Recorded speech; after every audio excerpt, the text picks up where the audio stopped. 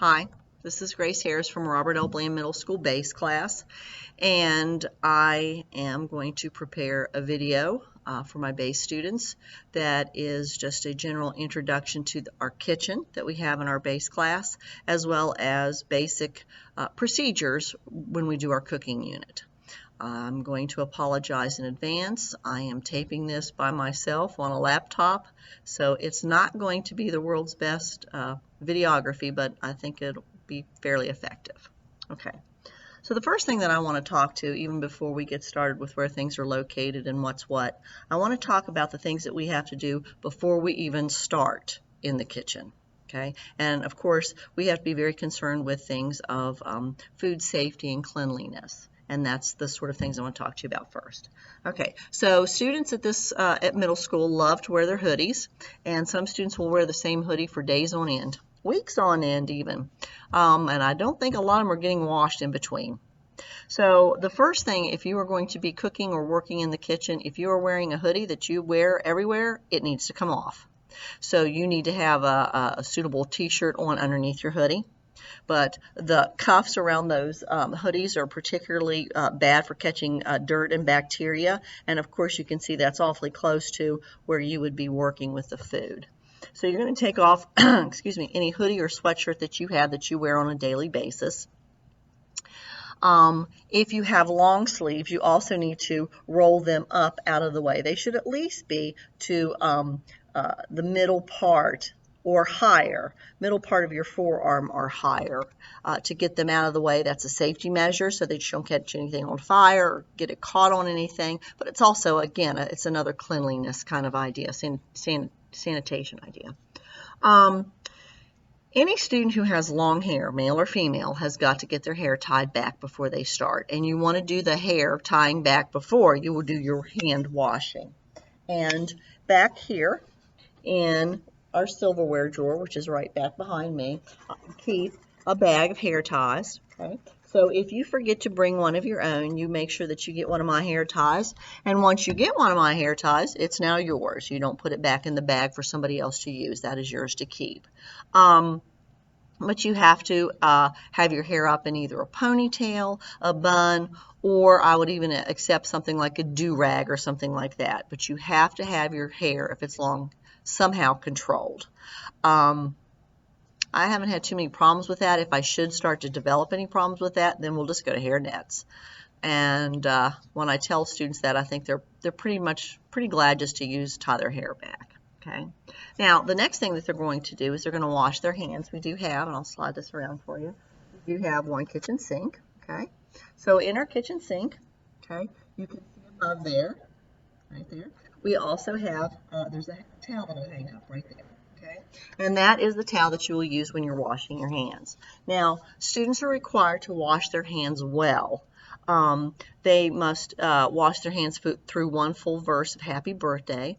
And when they're washing their hands after they get the soap going, let me kind of show you, they need to make sure that they are getting the fronts of their hands, the backs of their hands, in between their fingers, and up to their arms, up through their arms. And all of these areas need to be well scrubbed, and they need to be scrubbed for the duration of one full verse of Happy Birthday, and you can't rush the tempo.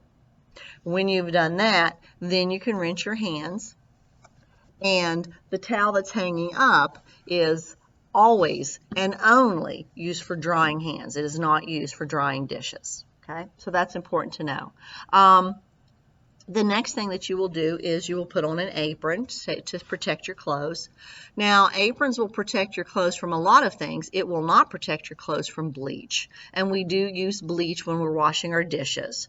So you do have to be very careful, and an apron is not a guarantee against all stains and problems with your clothing.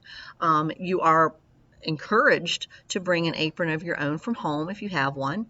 Otherwise, we have quite an extensive collection in that door, which is our utility room. Okay, so you will select an apron. Nobody else has worn that apron except for you. Okay. So you put on your apron, make sure that you tie it well behind your back. Okay. At this point, you're pretty clean, and it's safe now for you to start working with food.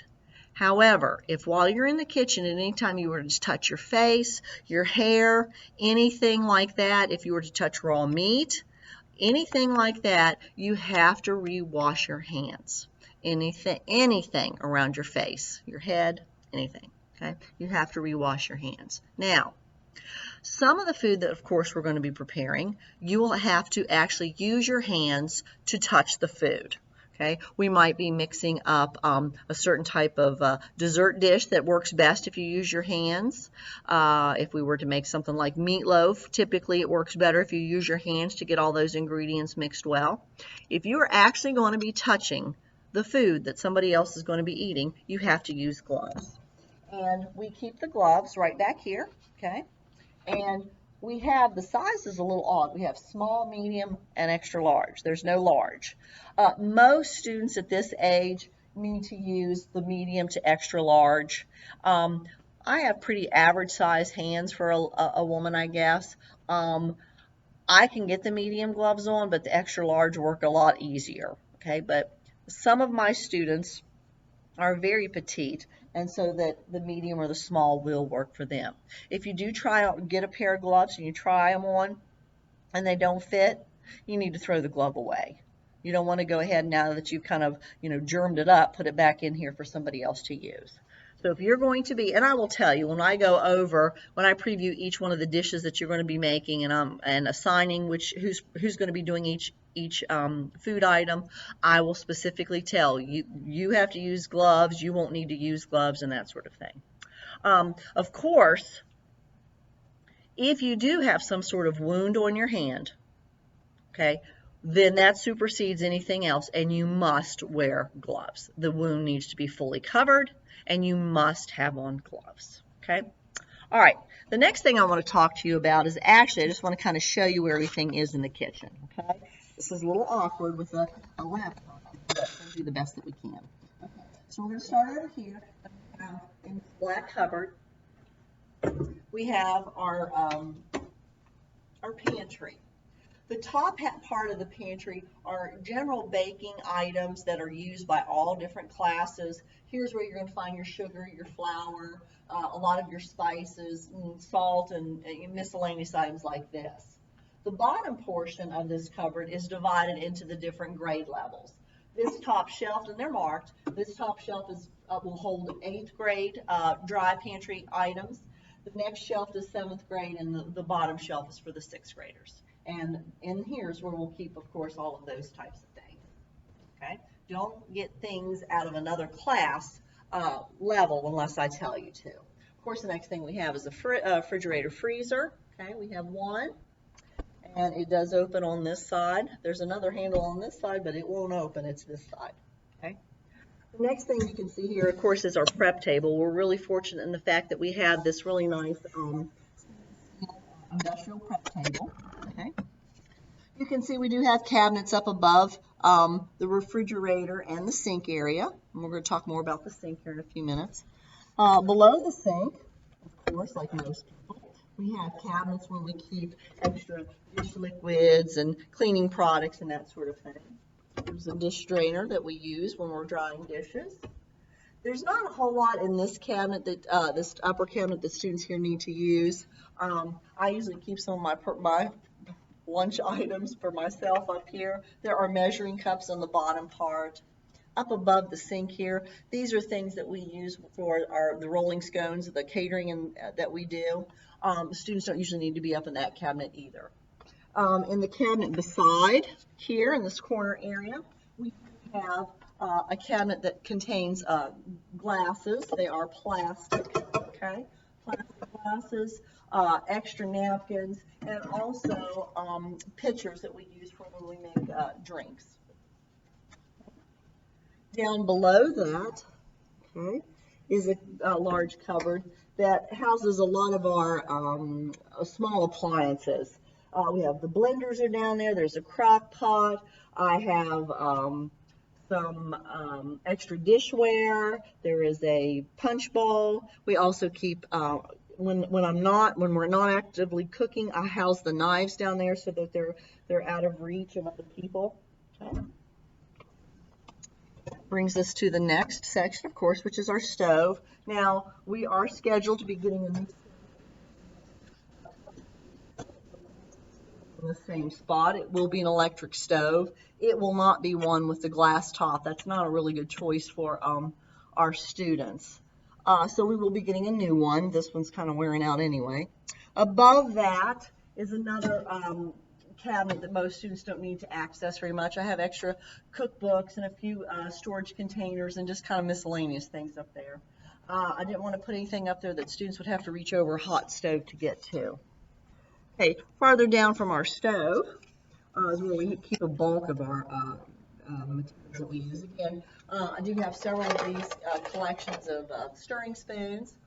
Up here is where we keep the main dishes that we use. We do have quite a few. There's even more. But there's 2 shelves full. We have the dishes, bowls, and small saucers. Down below the cabinet, like I already showed you, is our silverware drawer. Also in that silverware drawer, in addition to silverware and hair ties, we have measuring cups, serving tongs, we have plastic wraps, foils, plastic bags, all of that sort of thing. Okay. And down below that, we have mixing bowls, baking dishes, racks for cookies to cool off, cooling racks for cookies. So that's one that a lot of the students will be in quite a bit. Okay, we keep going. The next set of cabinets that we have includes, we have a very extensive collection of coffee cups, which we use a lot with the 6th grade doing their mug cakes. But it's also a really good collection for hot tea and coffee. We do have a nice microwave. Okay, real quick. There is a button that pops the door open. Okay, might be different than your microwave at home. There is a splatter guard. If you're going to put something in there to heat up, please put the splatter guard on there. Otherwise, you're going to be cleaning that out. Of course, the settings are pretty self-explanatory. This does have a quick cook feature, express cook, I think they call it. If you want to cook something for just 1 minute, if you just hit the 1, it'll automatically set it for 1 minute and it'll start. Okay, and pretty self-explanatory. Down below that, we have some pretty important drawers. The top drawer contains dish rags to wash dishes with, and also towels to dry your hands or your dishes with, either one. Okay. The next one down contains our mitts and hot pads and a few other miscellaneous items. Our cutting boards are also in this drawer, and those are something the 6th graders will be using as well. And the very bottom drawer, again, is one that we use quite a bit. This is probably one of the best set of cooktop cookware. Okay, it's the Tefal set, and we have 2 complete sets in here. When you put these dishes back, I do ask if you're stacking them that you put a dish rag in between there so we don't scratch those surfaces. Okay, so that's where everything is located. The next thing I want to talk to you about is washing dishes. So after you have done your cooking project with your team, some of you are going to be assigned to wash dishes. And there is a certain method that we need to do. If we were in an industrial or a commercial setting, like a real restaurant, we would be required to have a 3-sink method. In the first sink, you would wash dishes with soapy water. In the second sink, you would rinse dishes with hot warm water, and in the third sink you would sanitize dishes. That's just an extra rinse that also has typically some sort of a chlorine agent in it to really give it an extra clean, to get rid of all final germs. Okay, but this class is not necessarily about commercial cooking. It's more about home style cooking and life in the home. So we just have your typical 2-sink setup here. But when students are to do dishes, the procedure that they are to follow is, of course, they would take a stopper and they would stop up the sink, okay? Make sure that they get it in correctly. And they would take some dish liquid and they need to give a pretty good squirt, something that's going to be about equal to about 2 tablespoons of dish liquid. And we're going to combine our sanitizing with our dishwashing step. So you're going to take the bottle of bleach, it's usually housed underneath the sink, and you're going to fill the cap with bleach, and you will add that to the wash side sink where you're going to wash. And you're going to wash on the side that's nearest the refrigerator, okay? So then you will then run warm water, and sometimes you have to make sure run the water over on the other side until it gets nice and warm. Sometimes it takes a few minutes. And you're going to run nice warm water in the sink until it's about half full, okay? You don't want to go much over half full, okay? Then what will happen is after your team has cooked, the dirty dishes will be brought to the prep table on the corner that is nearest, right here where this laptop is sitting right now, on the corner that's nearest to the sink, where you can easily reach them. And what you will do is, if they are particularly dirty, if you can actually see dirt on them, food left on them, you need to scrape out into the trash can any big pieces of food, and then it helps if you give them just a quick little rinse over on the other sink. So you need to rinse those, and then you'll put them in here, and you'll wash them. So you will make sure you use a dish rag when you wash, okay, and you will scrub the dishes. It's really important, for example, if you're using a cup, if you're washing cups where people actually have their mouth on them, you want to make sure that you get around the rims of the cups or glasses really good. Anything that's gone specifically into somebody's mouth needs to be washed well. That includes silverware and glasses and cups. Plates you'll wash front and back, because when they're stacked, there'll be dirt on the bottom as well. So you will wash those, and as you're washing them, I'll pretend here I had some dishes here. So you'll be washing those in the sink, okay? Washing, and you're going to rinse them off real good. You got to get all soapy residue off of them. And then you're going to place those in the dry rack to dry. And they really need to sit there for just a couple of minutes before the person whose job it is to dry the dishes and put them away starts drying them with the dry towel. Okay, it just helps get a lot of that extra water off so that your towel doesn't get all sogged up too quickly. Okay, now again, you're not going to use the towel that we use to dry our hands with. The towel that we will use for washing our dishes will either set on the corner of the dish drainer, or it'll be on the door of the stove. Okay, so that's where the ones that we're going to use for the dishes are. Okay. Once the dishes have been once the dishes have been washed and placed in the drainer, and then you wait a few minutes, then the other person is to, of course, make sure they're nice and dry. Okay, get everything nice and dry, and then put them away. Okay. And this serving dish, I forgot to tell you where it is. This serving dish goes up on the very top shelf of where all the coffee cups are. So you would put that up there. Okay. Now, at the end of each class, all linens have to be put away, or not put away, but prepared to wash.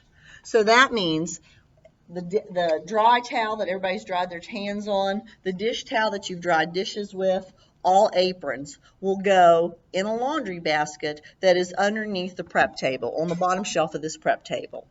Now, when you take your apron off, okay, so you're going to take your apron off, so that they don't get so tangled up when we are washing them in the washing machine, you want to make sure that you get your strings tied together.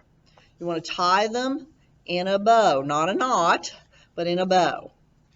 And so at the end of the day, or at the end of whatever class is cooking, all of those linens will be taken into the utility room, where we keep our aprons anyway, and that's where there's also a washer and dryer. So those things will also be washed and dried and ready for the next class the next day. Nobody is to wear an apron that somebody else has worn until after it has been washed. Okay. The The last thing that I want to talk about is when you've gotten all the dishes done, everything's been put away, the last chores are what I call swipe and sweep. Somebody needs to take the dish rag after it's been rinsed off really good. You've got most of the silver run out of it. And you're going to take that rag and you're going to wipe down all the countertops and tabletops. Okay? So you want to make sure that you get everything wiped up real good. And then somebody's going to go into the utility room and you're going to get the the broom and the dustpan, and you're going to make sure that you sweep the kitchen area. Now, you don't have to sweep the rest of the classroom. That's taken care of in other ways, but our kitchen area needs to be swept up. Okay, we've got to keep everything nice and tidy. And that pretty much covers your basic introduction to what I expect to see from you in the kitchen. Part of your grade is always going to be how clean you are. Are you making sure that you're wearing gloves if you need them? You've taken care of your hand. You're not touching your face without re-washing your hands. That you're moving about safely in the kitchen. We want to make sure that we don't leave skillet handles or pot handles sticking out where somebody could bump them and drag that off.